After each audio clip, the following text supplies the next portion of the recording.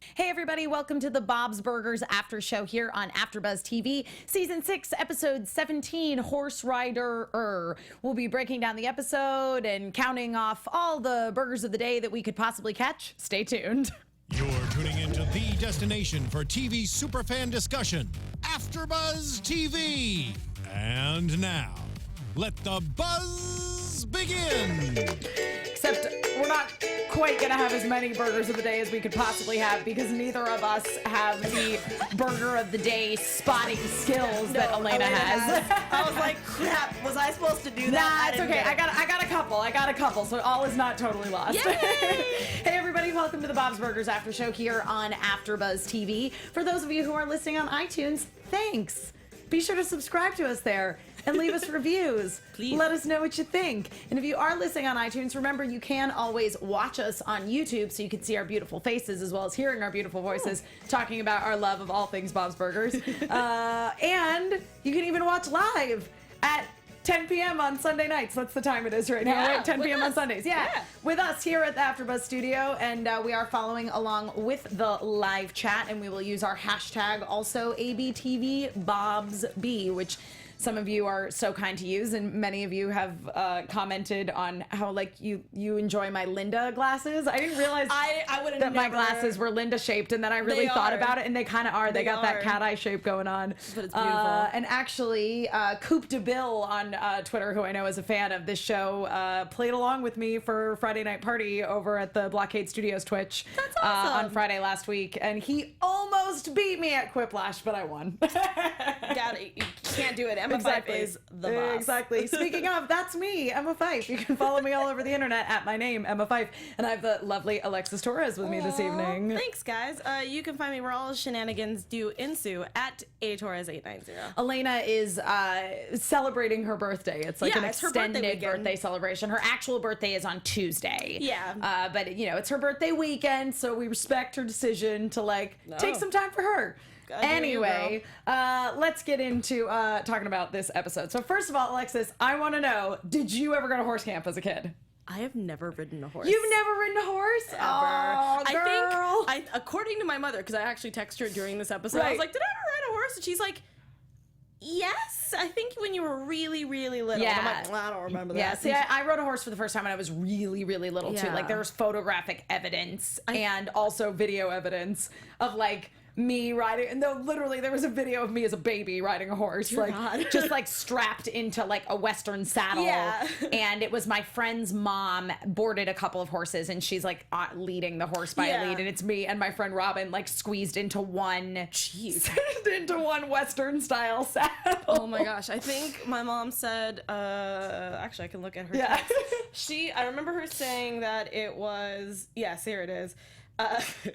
You were at the LA Zoo where they had a tiny like petting zoo or something like that on the outside. Sure.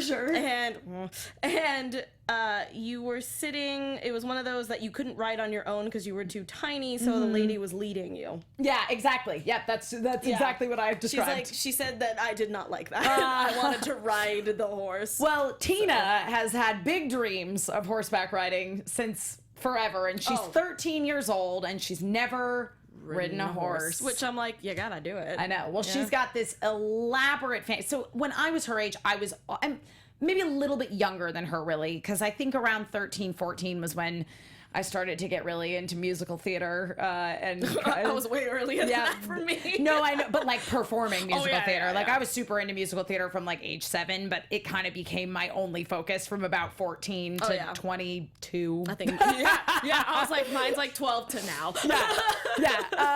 Anyway, I still love it. Just it's not like life consuming like it was. But I was a horseback rider as a kid. I rode.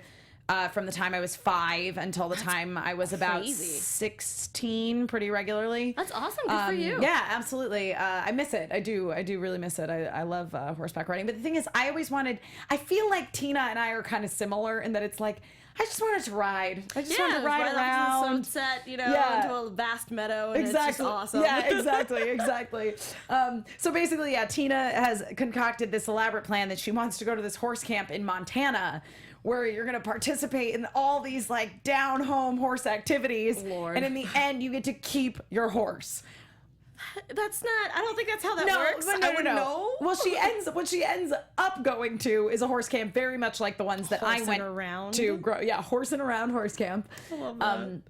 Very much like the ones that I grew up going to, which were day camps. It wasn't like a sleepaway situation. I was gonna ask about that because I've only been to day camps. Like that's where I've only been, and I didn't actually go camping until I was well into my adult, 2 years ago. Yeah, no, totally. Yeah, my family were not campers either, so I totally get it. My brother went to a sleepaway camp one time, and they probably had horseback riding as an activity, but like a horse sleepaway camp, like that's intense, man. Is it? I feel like it must be. I didn't go. Yeah. If somebody knows, I want to know what your experiences was because I never know how that works out. Yeah. But Tina, up to this point, has had an imaginary horse. Oh my god! By the name of Jericho. Jericho is a fabulous horse. I want a friend like that. Yeah. And needless to say, actual horses are not very much like Jericho, particularly the one that they end up pairing Tina with. I know. Poor Plops. Oh, Plops. Oh, Plops. Yeah, that's how I imagine most horses to be like.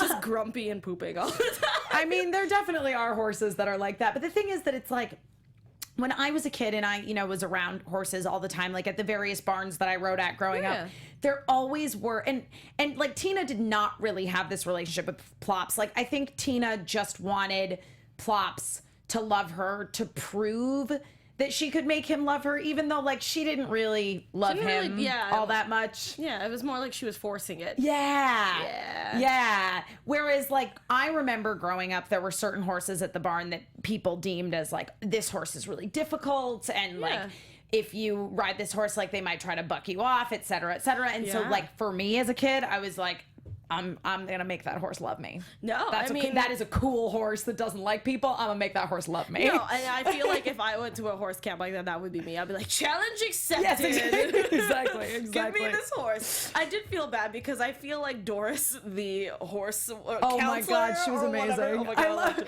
I loved when she was like, a horse is a horse, of course. I'm contractually obligated to say that. If it's a reference, I don't get it. That was so good. And I love that she just didn't like that Tina was a little like eager beaver with the fact of knowing everything. I wrote down, I was like, Tina is the Hermione Granger of horse camp. Yeah, her hand was up the entire time. Yep. And I love how, oh gosh, it's not Gretchen. What's her name? I don't know why I have mean girl name stuck in my head right now. Jocelyn, where she's just like, okay, what part is that? A horse. Yeah. It was beautiful. And then it just, I love how she just, I think Doris obviously did it on purpose. She's like, since you know the horse so well. Yeah, she's like, I'm gonna give you this terrible horse. And I'm like, I don't know who runs this place besides maybe just you, Doris, but come on.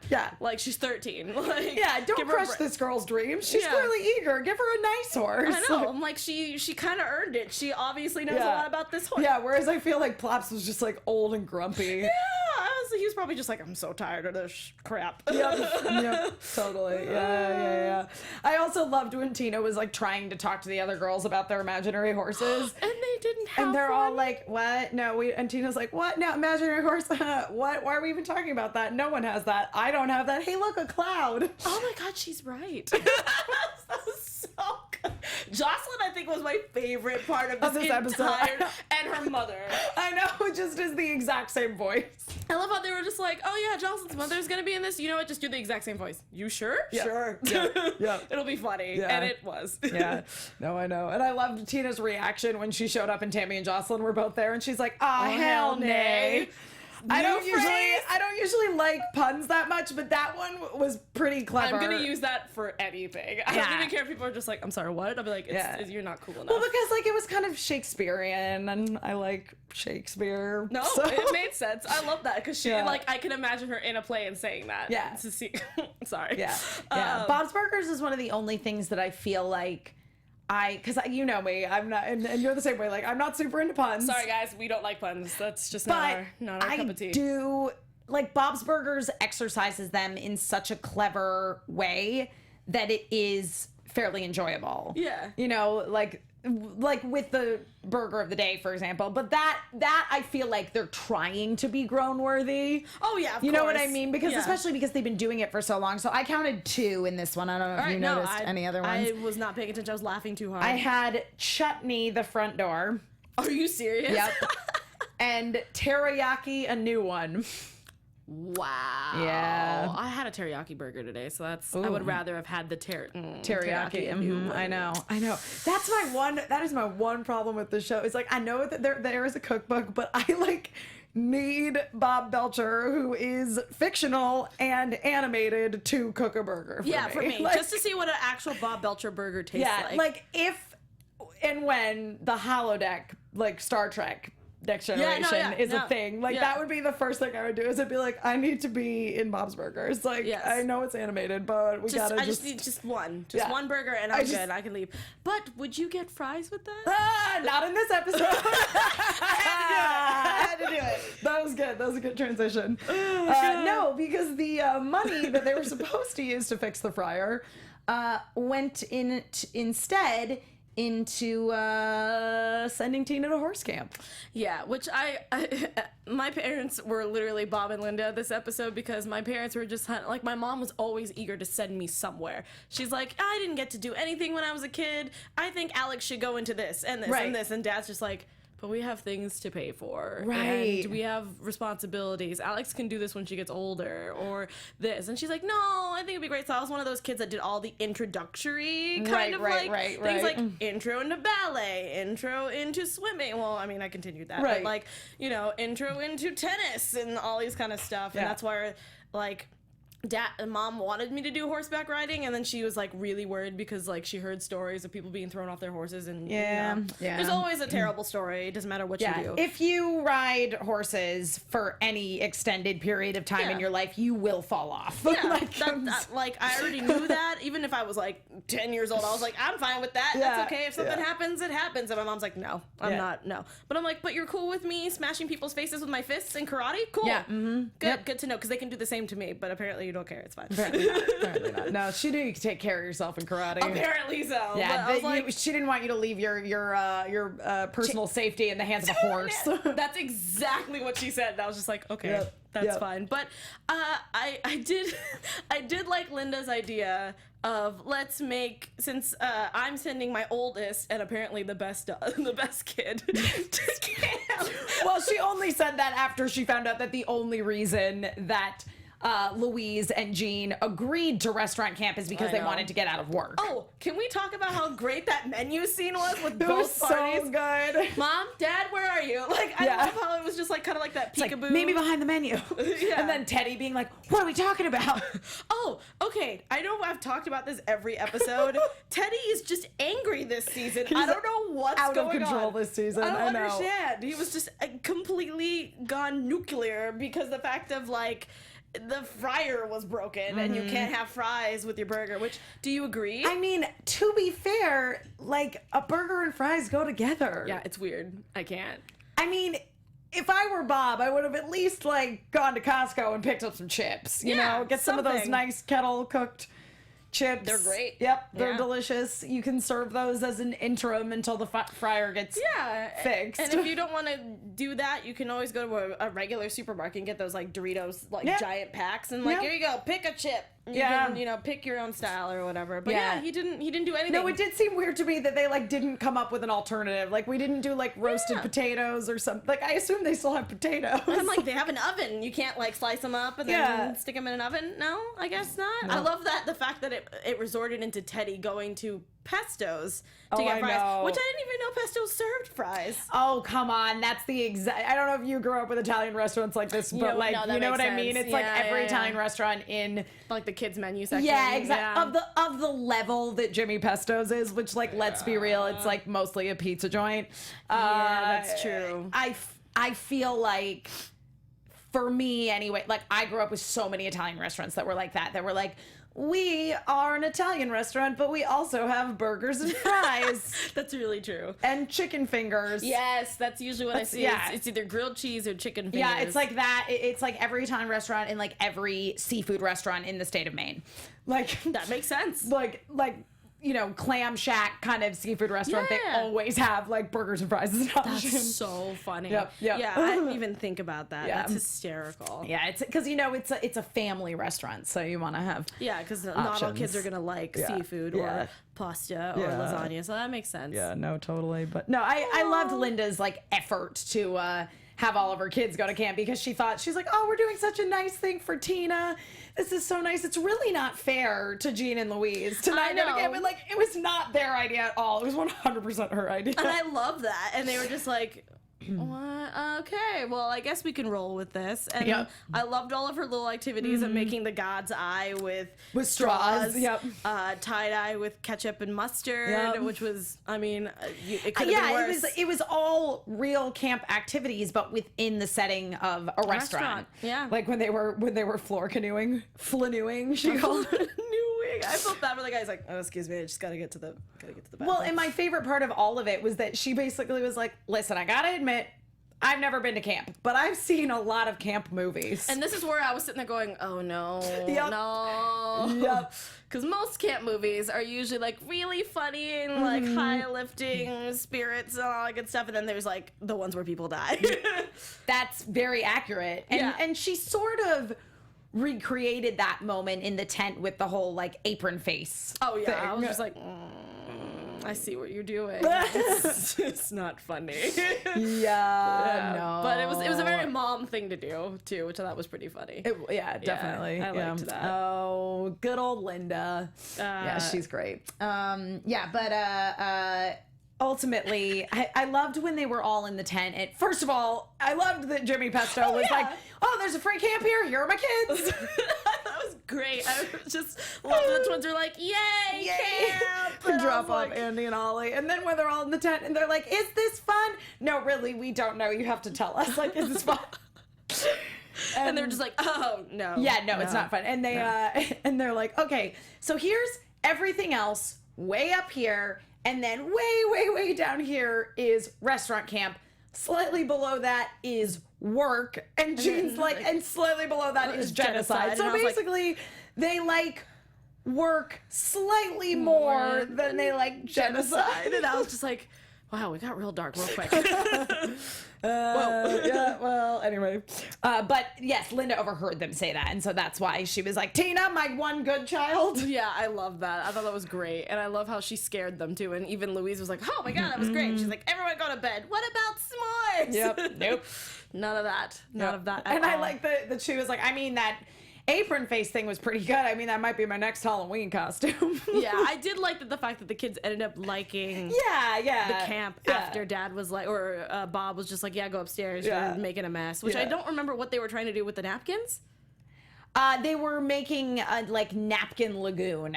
Okay. Yeah, they were covering it in water, and then and then there was a murder, and there was ketchup, and I was very confused. I was just like, mostly they were making a mess. Okay. I was like, all right. As kids are wont to do. I had many art projects of a similar ilk as a child. I was looking through some of my mom's old Mother's Day ones, and I was like, I don't even know what I was trying to do there. She's like, I thought it was adorable. I'm like, as long as you like it. Well, because you made it for her. You know what I mean? Exactly. She's like, it's not good. It's a my coaster. child took the time to scribble on a piece of paper and give it to me. Yay! It's artwork.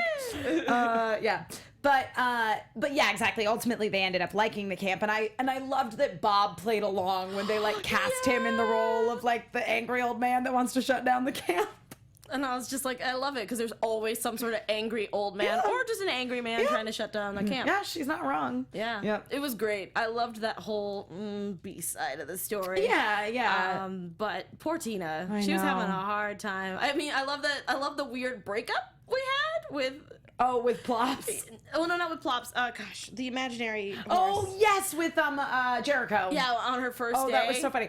Also, her initial like story of how she and Jericho met was, I don't know if you, because I was super into horses as a kid, and I loved the movie Black Stallion. Oh, that's what it was. Yeah, okay, that's what I thought. I was like, wait a minute, this looks really familiar. Yeah, no, it was totally Black Stallion, where it's like wild horse on a beach, and like, you know, they slowly but surely are becoming friends. Yeah. Oh my God, it was so great. It was great, and then running on the beach. Yeah, I was just like, on the beach. I feel like just like hands out. Yeah, and then she falls off. Yep.